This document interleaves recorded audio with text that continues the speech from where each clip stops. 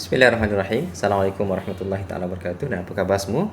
InsyaAllah dalam video kali ini kita nak bincang berkenaan dengan asas berkaitan dengan moving average. Kita akan tunjukkan secara praktikal. So jangan ke mana-mana. InsyaAllah kita jumpa lagi selepas ini. InsyaAllah.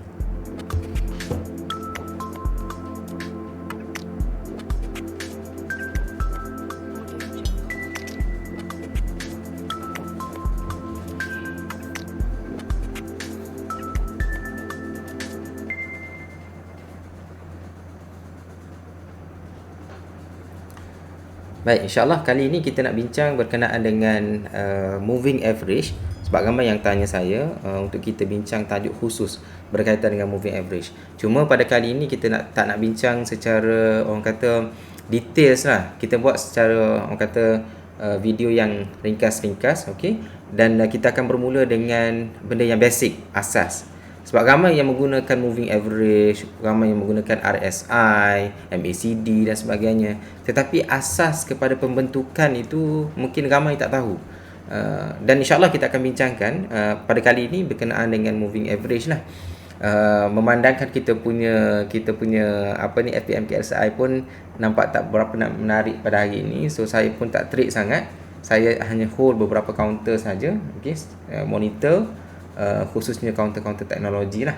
Okey, tapi kita punya FPMKSI tak berapa menarik. So hari ni insyaAllah saya nak spend sedikit masa untuk berkongsi berkaitan dengan moving average. Okey, apa maksud moving average tuan-tuan? So kalau anda semua perasan dalam saya punya chart sekarang ni ada satu line berwarna biru. So line ini adalah line moving average lah. Okey, moving average.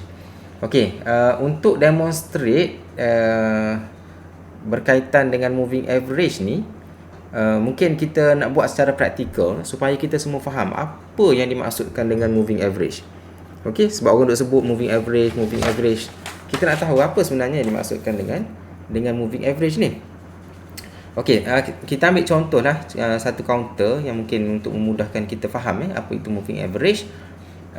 Counter apa mungkin kita counter yang baru di listed dekat bursa.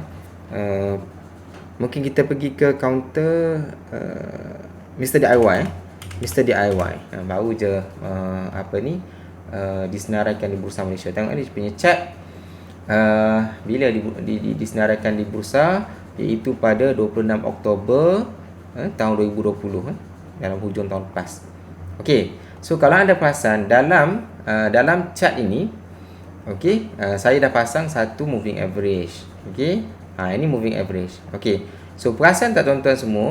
Yang ni dia kenapa dia bermula dekat sini? Yang ni kita kena faham lah. Moving average ni secara bahasanya adalah pergerakan purata pergerakan harga. Dan moving average ni dia banyak jenis. Dia banyak bergantung kepada setting yang kita buat. Contohnya moving average 50, moving average 100, 200 dan sebagainya lah. Okey, biasanya kalau kita nak menggunakan teknik swing, biasanya moving average yang lebih panjang lah kita guna. Moving average 20, 50. Kalau investor yang pegang lebih lama, setahun 2 tahun, mungkin dia menggunakan EMA ataupun moving average 100, 200 sebagai dia punya indicators yang penting lah untuk dia buat decision sama ada nak keluar ataupun masuk sesuatu counter. Baik, sekarang ni kita nak ambil contoh counter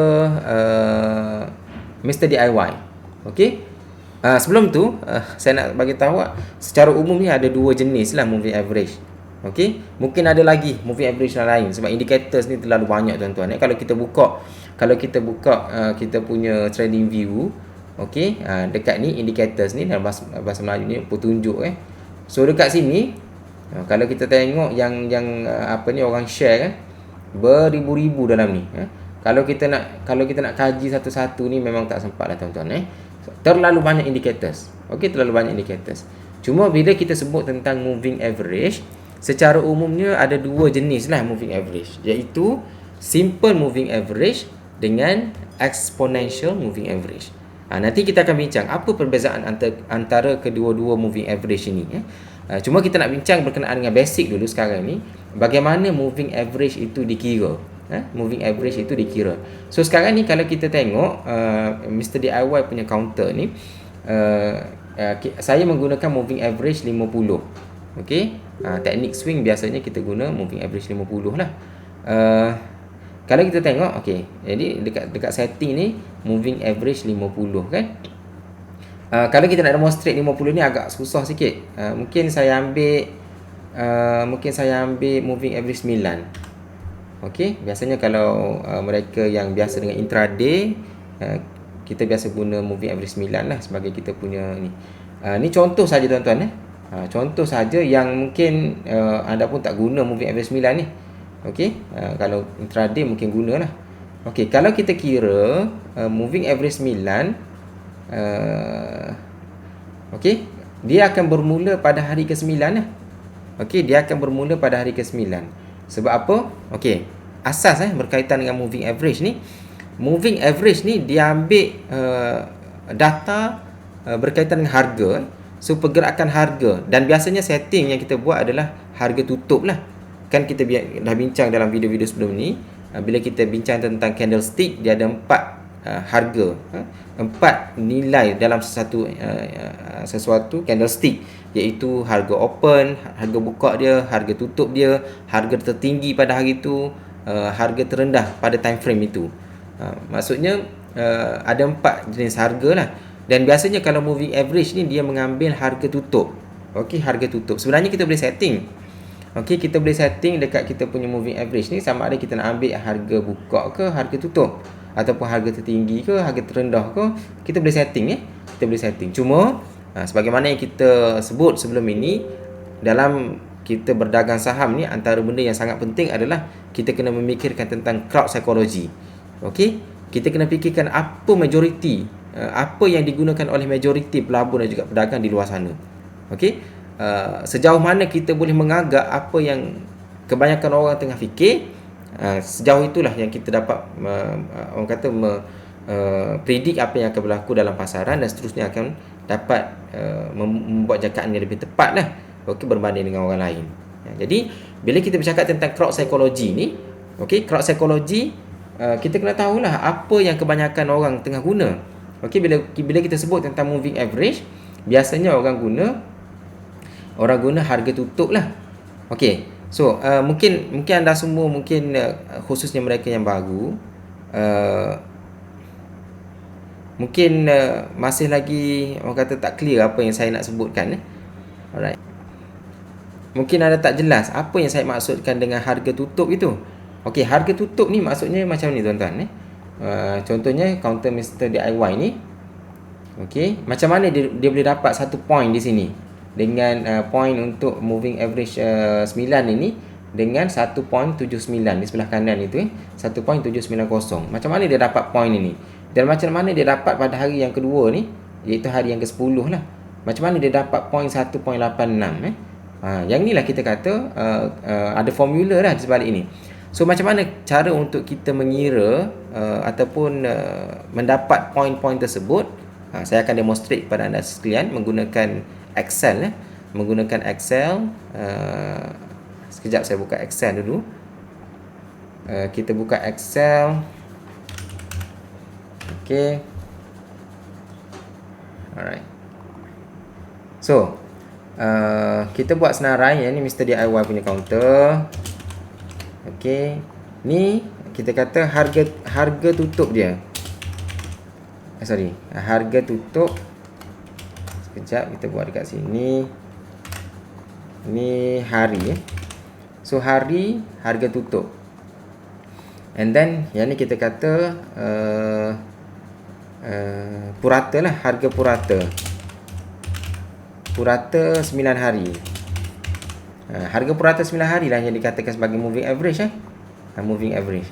Jadi yang ni hari yang pertama, kedua, ketiga, and then kita mungkin buat dalam sampai 15 mungkin.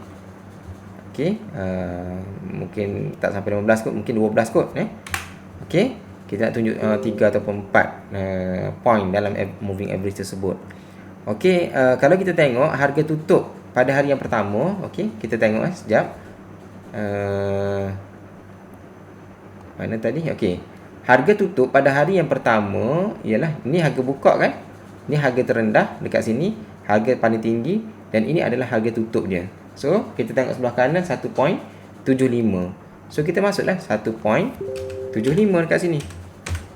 Harga tutup So, hari yang kedua, harga tutupnya adalah sama dengan harga buka, iaitu 1.74.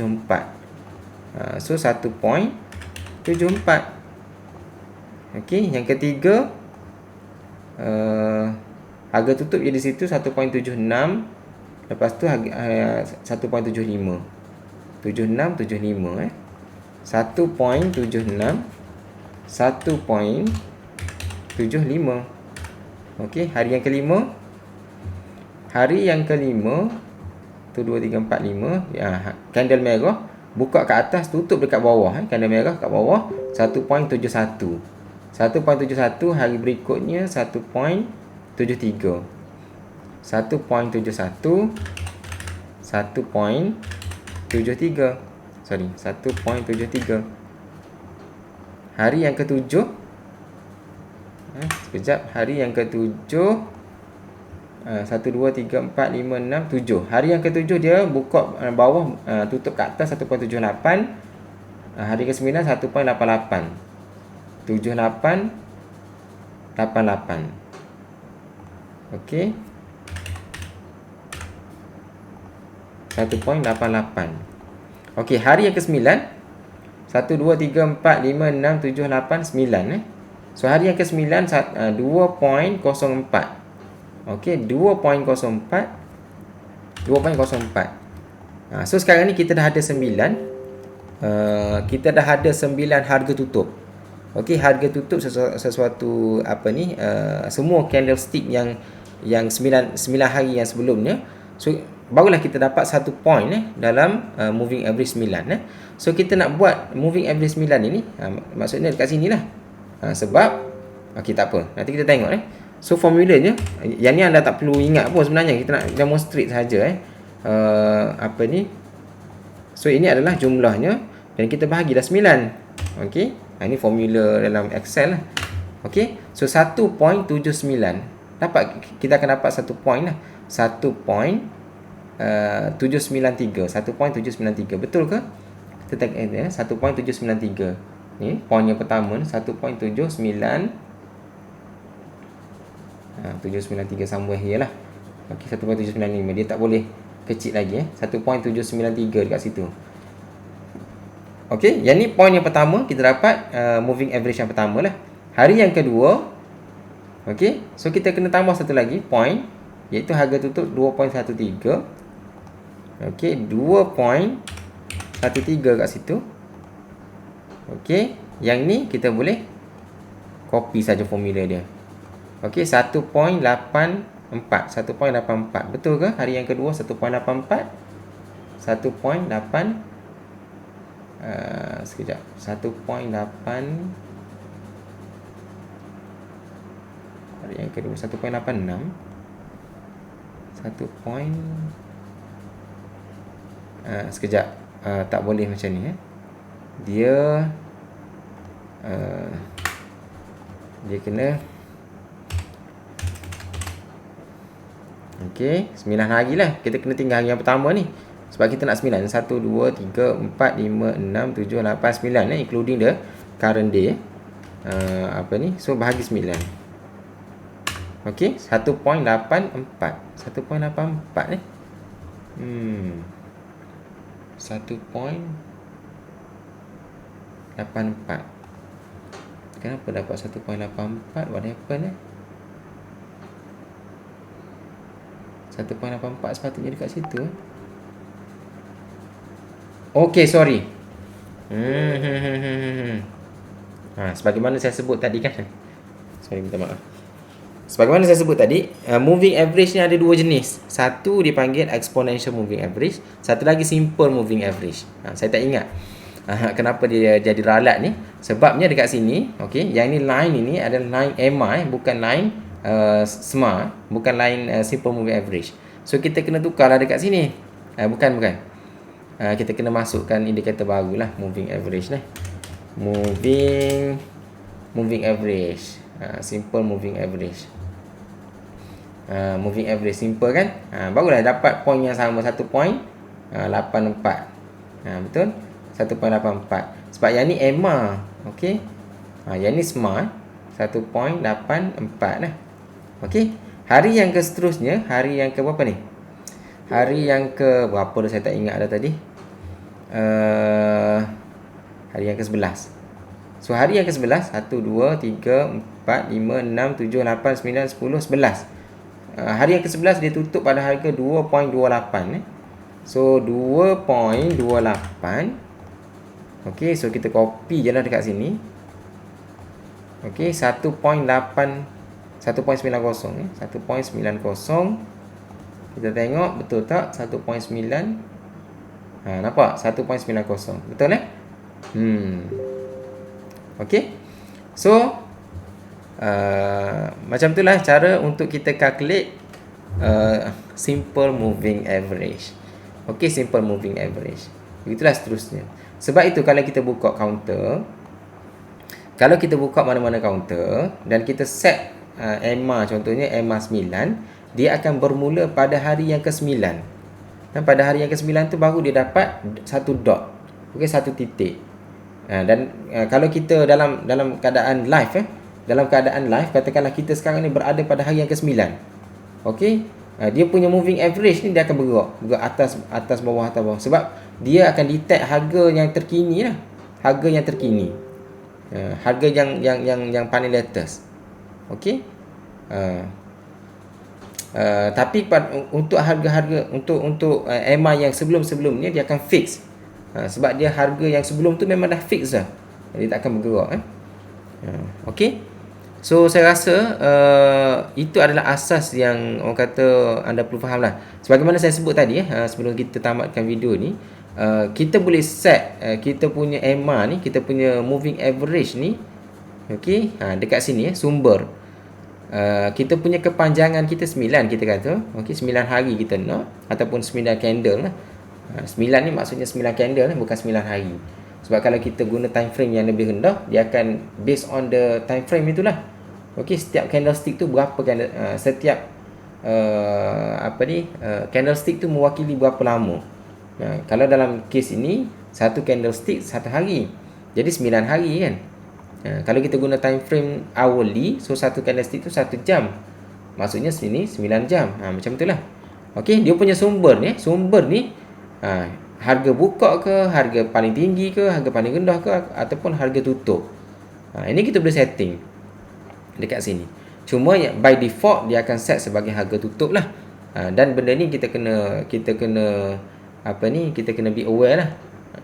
Kalau boleh kita guna yang default dan follow apa yang crowd psychology tengah guna. Tak guna dalam saham ni, jangan kita work in silo, jangan kita rasa kita ni hebat sangat, kita buat indikator sendiri, kita rasa kita dah kita tahu semua benda dan kita mengabaikan apa yang semua orang tengah fikir. Jangan macam tu tuan-tuan. So kita kalau boleh kita nak kena follow apa yang majority orang tengah follow, khususnya mereka yang profesional ataupun jerung-jerung, trader-trader, pengurus-pengurus dana besar. So kita kena follow apa yang dia orang guna. Dan kebiasaannya kalau kita bercakap tentang moving average ni, dia orang guna harga tutup lah. Okey. So tadi saya sebut ada dua kan? Ada dua jenis moving average, iaitu simple moving average dan juga exponential moving average. Okey, memang dia ada perbezaan sedikit tuan-tuan. Contohnya, okey, kalau kita pasangkan moving average EMA exponential moving average dengan simple moving average, dia ada sedikit perbezaan dia lah. Cuma tak lagi banyak lah. Tak lagi banyak. Kalau kita buka contohnya yang EMA, kita buka EMA 50 contohnya dalam chart ni, jauh lah beza dia. Okey, kalau EMA 50 dia tak keluar lagi sebabnya tak cukup 50 candle lagi. Kalau EMA 50 memang jauh. Memang jauh dekat bawah ni. Kalau EMA 9 memang dia rapat-rapat dengan harga dia. Sebab dia memang dia punya average tu memang dia pendek je kan. Dia punya calculation dia. So dia memang dekat lah dengan harga dia. So apa bezanya? Soalannya apa beza antara EMA dengan SMA? Apa beza antara exponential moving average dengan simple moving average? Ada beza dia lah tuan-tuan. Pada kali ini, tadi saya demonstrate cara pengiraan simple moving average. Saya rasa semua dah jelas. Simple moving average ni dia ambil harga tutup, lepas tu dia campur semua, lepas tu dia bahagi berapa bilangan candle yang kita ambil kita ambil take into consideration ni. Kalau EMA ni ramai juga pedagang yang menggunakan EMA.